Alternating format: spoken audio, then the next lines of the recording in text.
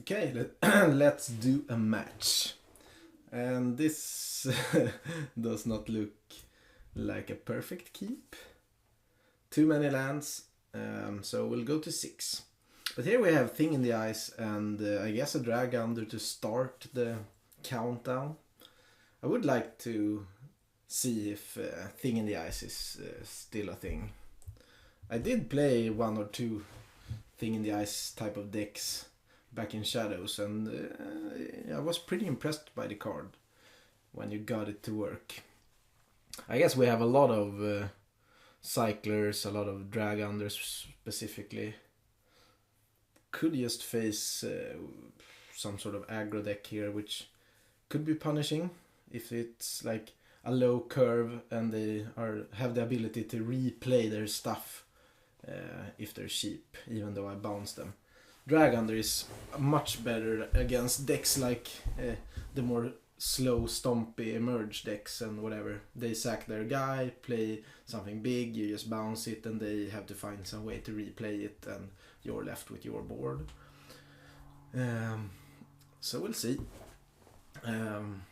Unruly Mob doesn't look that threatening, but and Thraben Standard Bearer looks even less so. Here I'm just going to block. I mean, if they want to waste, for example, 2 pump spells, I'm fine with that. Yeah, so we can start off with the Scab, because I mean, even if we get the flip going, we actually have some horrors in the deck. Ingenious Scab, for example. I think we have Advanced Stitchwing and maybe something more. That's actually also a pretty good combo. If they empty out their hand and we can get some horrors in play and then trigger the Thing in the Ice, our stuff actually stays on the board. So far, nothing looks frightening over there. And we are close to just running home with this, I guess. If the cycling effects finds us more spells.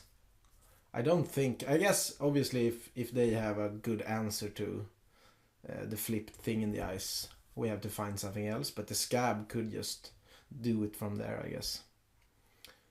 And that will also be good. And I'm going to kill the mob so that doesn't get big and do something weird before I can flip my thing. The Standard Bearer doesn't look like it will be doing much as always. I mean, that card is pretty bad. Maybe there's like a niche deck where you play white-red with like 8 madness spells where you would like it, but otherwise I don't see a home. Or if you're like the always watching deck, I guess, and you just need to find the last creatures, then you might go for it. But the always watching part doesn't work with the tokens anyway, so I guess maybe not. I could just keep on bouncing stuff and attacking with the prowess. That's also a horror. I mean, maybe this deck is even more synergistic than I was thinking while I built it. Because even if I lock down the paladin, and soon I guess the thing will flip. We are 1 spell away. I mean, if they commit more to the board, everything that we have played will stick. So I guess the only annoying part with this curve out has been only 1 blue, because I cannot have pump mana up for the Scab, the ingenious one. But I mean, I'll take it. And this was also, if we just remember, this was a mulligan to 6 against an opponent that kept 7 so we are behind on, I mean, cards and curve, but it's still looking pretty great. So how do we want to play this? Feels like a waste to lightning axe something, because I'd rather just bounce it and win. And this is pretty awkward with the mana again if I draw like take inventory or something. Okay, I guess I can kill the lifelinker, discard the land, and doesn't really matter that much. It's not the perfect sequence, but it's cool because I get the flip thing in the eyes. 8, 9, 10, 11, 12, 13, 14 with the flip. Yeah, okay, it will be lethal anyway. But it was just a clunky way to get there, I guess. But yeah, the power of thing in the eyes and playing horrors in the deck, I guess. And opponent looks like, I mean, an archetype that I play fairly often. I mean, basically white is usually open because white paired with black in draft here is pretty bad. White paired with green is decent if you get the good humans, but it has gotten down. So white is a color that's usually pretty open because it doesn't have good pairs with a lot of the other colors. And then you can play basically mono white and pair it with red, for example. Or you can play, obviously you can play white blue if you get a lot of spirits. But the most common thing is that white is pretty open and you can basically be 80% white and just pair it with something else. And it looks like that for our opponent. They might have the Always Watching, they have a lot of creatures, and they may have a secondary color that's supporting, I guess. I usually do it with red and then play a lot of burn and good removal spells, and yeah, Boros aggro has been the most successful archetype for me, at least. Obviously, other people might have other experiences. Turn 2 Thing in the Eyes again. We just need to draw one more land to turn this hand on with the cycling. Could even miss one land drop, I guess, because of Galvanic Bombardment, so I'm not that worried. Obviously, not curving out is annoying, but we're not under any pressure, so missing a land drop or two, we should still be fine. If I have to start discard stuff to not playing lands, I guess this hand is not really doing stuff. But I mean, if our opponent is on the other side, maybe flooding, and we have a stacked hand, we just need to draw into the mana. And this guy I'm going to kill, so I don't have to discard if I miss land drops, and I'd rather kill the Fiendbinder and start bouncing stuff later. Okay, so missing one land drop was fine. Now we can maybe start drag undering. If they have like a 5-drop, we can drag under, draw a card, try to find mana so we can play Building Pack Outcast or something. I mean, and the Outcast, if we get to flip it, is actually a horror on the backside. Yeah, they're all horrors. So I guess most of our cards are horrors. So had I known that the Lone Rider was coming, obviously I would have liked to bounce Fiendbinder last turn and bombardment the Lone Rider. Because that guy could get very annoying if they get to pump it, but obviously we did not know he would play a small guy that was also very powerful. Okay, Dauntless Cathar. And I guess we have in this game it's red that we are low on. We would like to be able to have Lightning Axe up,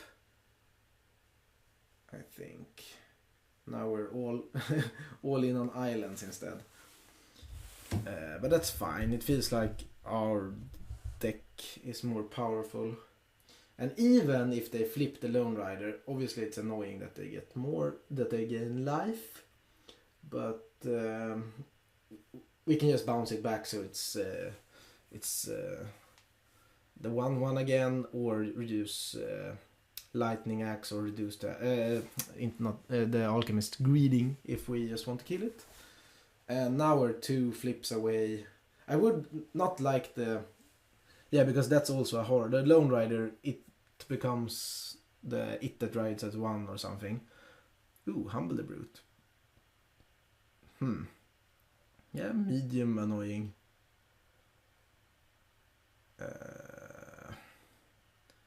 If he has the +2/+2, I don't want the thing in the eyes to die because it feels like that's my win con now when the Willing Pack Outcast died.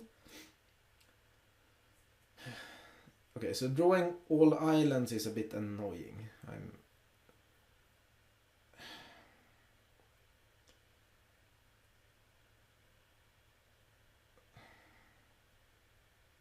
The Cathar will just make a flyer.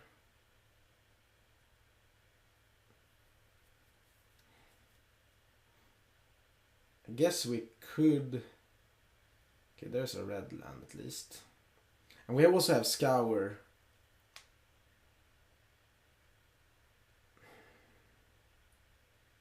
Feels a bit bad just to waste the Lightning Axe on a 1/1.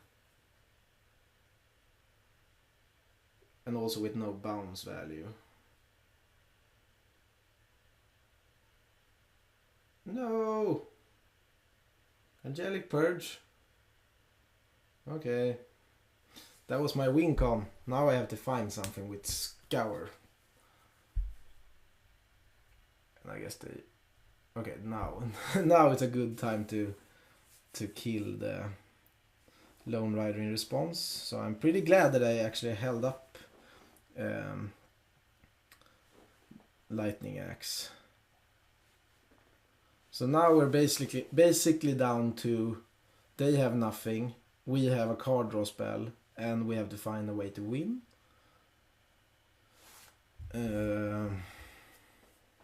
Thermal Alchemist, is that a way to win? I guess in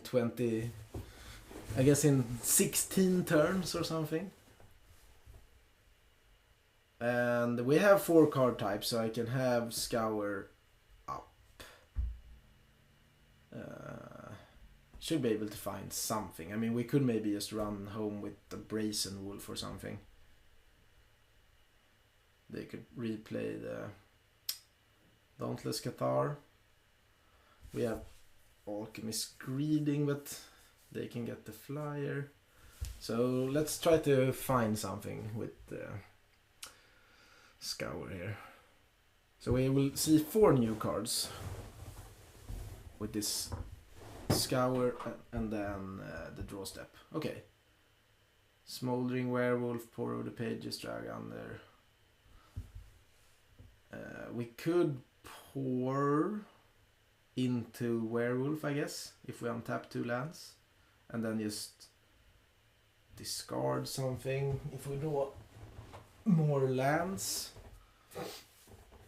We could also Greeting if we want to. Okay, tap. Did I miss? I stacked them wrong. I think I missed a trigger there.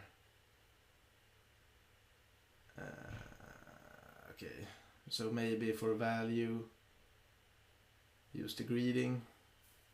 Yeah, because then if they just make a 1/1, then Smoldering Werewolf can kill both, I guess. But I missed the untap somehow. I think, yeah, because I clicked. Yeah, I missed it. So that's annoying, I guess. Even though that's not the way I'm going to win, but obviously it's better to untap, to tap, so you get the untap trigger in the right order. No, now that guy grew. Okay, so maybe just commit to the board. And the sequencing, when a lot of triggers and stuff are happening, sometimes I guess it's easy to miss the ordering, and I think I could have played out that turn better.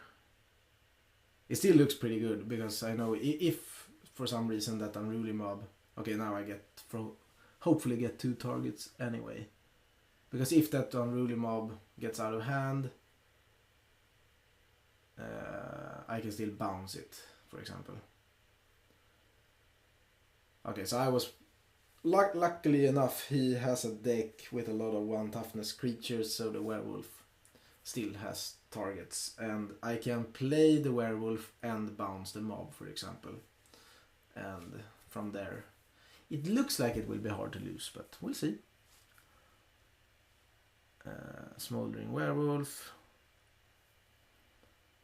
And targeting 2 1/1s.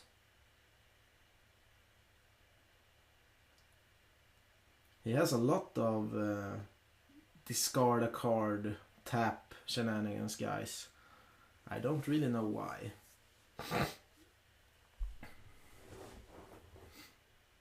And I guess we can... Now the unruly mob is getting bigger, but now I have to remember to tap that guy.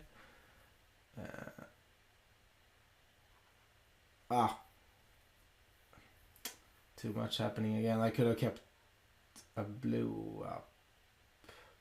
Yeah. Okay, so it's... Again, there I could have kept a blue up if I wanted to pump the scab, I guess. Yeah, okay, but that was the first game. I'll do the next one shortly. See you there. Bye.